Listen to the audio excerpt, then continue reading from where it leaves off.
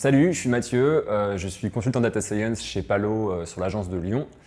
J'ai intégré Palo en août dernier, donc ça fait 8 mois maintenant que je suis chez Palo. Alors en data science, c'est un petit peu compliqué de parler de projet type parce qu'on a une discipline qui a plein de sous-disciplines. Mais grosso modo, ça va se séparer en 3 parties. On a une petite partie de data engineering qui n'est pas le cœur du projet, mais qui va permettre de mettre à disposition les données de manière propre et disponible. Ensuite, on va pouvoir exploiter, analyser nos données, les interpréter avec les connaissances clients ou avec des données statistiques, avec des méthodes statistiques. Et enfin, on va pouvoir exploiter nos données, soit en les valorisant pour le client ou pour ses clients finaux, soit avec des modèles de machine learning. Après, il y a une petite composante qu'il ne faut pas négliger, qui est de pouvoir mettre à disposition de notre client notre solution finale. Et pour ça, c'est donc créer un livrable, par exemple. Et donc, il faut des compétences un petit peu annexes pour pouvoir faire ça. Alors, dans les projets data, on va avoir 2 principaux types de challenges. On a les challenges qui sont propres au projet data lui-même et les challenges qui vont graviter autour du projet data.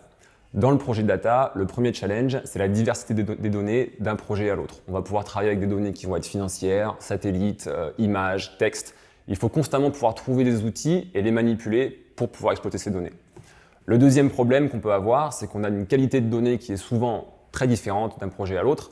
Et ça peut vraiment être très complexe de pouvoir nettoyer nos données et les rendre disponibles. Et donc, il faut pouvoir, encore une fois, s'adapter à plein d'outils pour pouvoir exploiter nos données.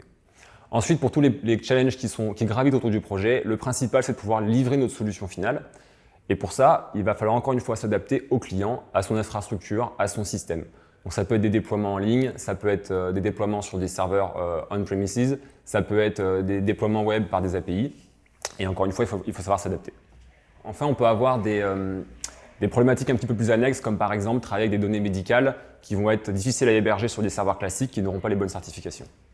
Alors moi, j'ai commencé par un diplôme de physique, donc j'ai commencé par travailler d'abord dans ce domaine-là.